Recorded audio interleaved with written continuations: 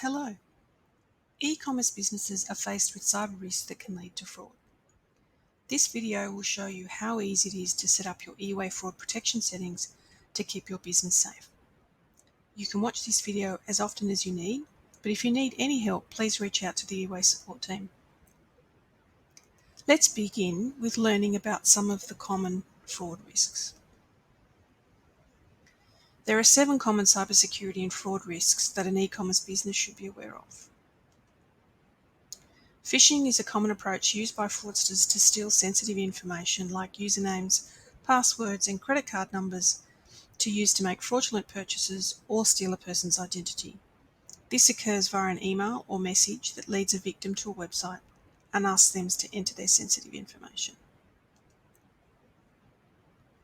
Malware, commonly used with phishing, misleads victims to install a malicious app or exploit a vulnerability in an app to conduct background monitoring to gather sensitive information like credit card details. Both phishing and malware are used in account takeover activities. So fraudsters will target web users when they're accessing their accounts, email, or social networks with the goal of stealing their credentials to make fraudulent purchases. The use of stolen credentials remains the number one way criminals gain access to accounts and sensitive information.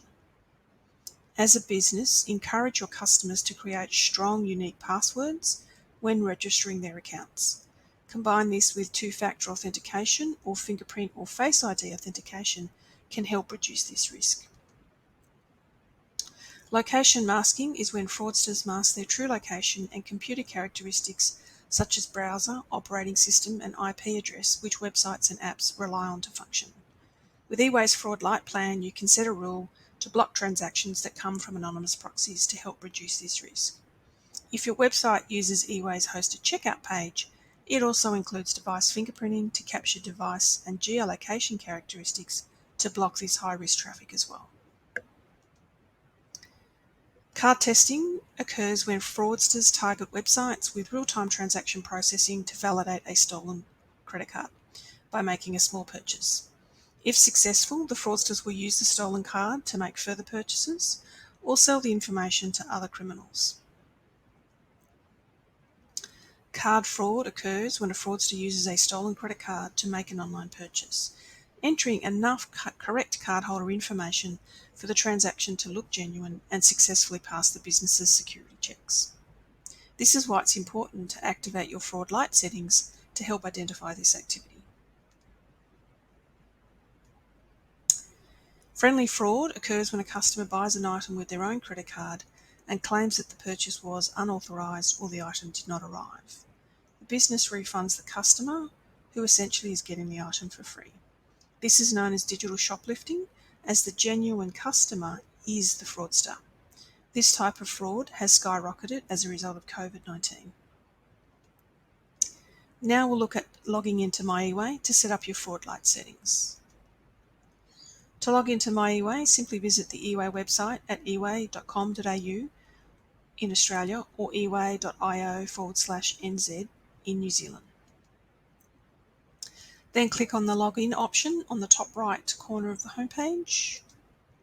Enter your credentials, and once in MyEway, click on the Settings menu to select Fraud.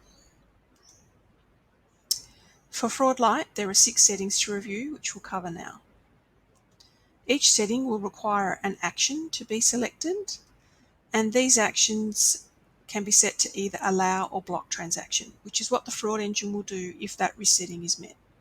Be aware that setting block transaction will reduce the number of transactions you see, which if they are related to fraud, this is a good thing. However, if there is a risk that you can block genuine transactions as well. For each action, you can also set an email notification. And if you need help at any time, click on the yellow question mark to reveal further information. If you need more help, then speak to the MyEway support team. Let's start with our first risk setting, which is country matching. So country matching checks the country of the device's IP address. An IP address is a unique internet address that identifies a device like your mobile or laptop, and it will be matched against the billing address of the cardholder. If the action is set to block transaction, it will block transactions when these two factors do not match. And you can set an email notification to see when this rule has been used. Our next risk setting is for international transactions.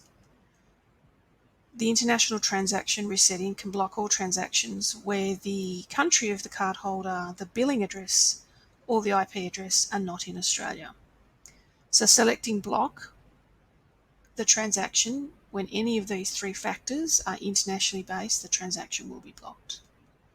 And an email notification can be set as well. In our next risk setting, we will look at anonymous proxies. So anonymous proxies can be used to attempt to bypass internet geolocation controls to prevent detection. There are genuine reasons to use an anonymous proxy, such as a VPN. So on their own, it is not a direct indicator of fraud. But when combined with other data elements, it can indicate a higher fraud risk. Fraudsters engaging in account takeover activity, like card testing or other repetitive activities, may use proxies to appear to be a different user and circumvent checks that prevent an offending IP address from continuing to make login attempts or transactions. So this setting will block transactions where the IP address is an anonymous proxy. And an email alert can be set up as well. Our next risk setting looks at free email addresses, which will block transactions when the email address from the cardholder is from a free provider like Google. Many customers use free email addresses to set up their accounts, so this rule, if set to block, will block their purchases. It does make sense to check your customers to see what email addresses they are using, and if you choose to apply this rule, you can also set an email notification as well. Our next setting looks at setting a maximum risk score. So as part of Fraud Lite, all transactions are given a risk score to indicate how risky they are. The score is calculated using artificial intelligence and machine learning based on more than 3 billion data points. If you turn this rule on, you will see the risk score in your transaction reporting across each transaction. The risk score uses a scale set between 0 and 100. 0 is low risk, 100 is high risk. If you use block for this rule, transactions above a certain value, which we will set next, will be blocked. And an email alert can be set up as well.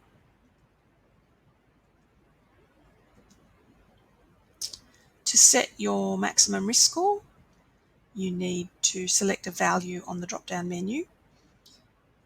And as mentioned previously, if you set a score closer to 100, that would indicate a higher risk transaction, and these transactions will be blocked. Setting a lower number, so closer to 0, will block both high and low risk transactions, which is likely to include genuine transactions as well.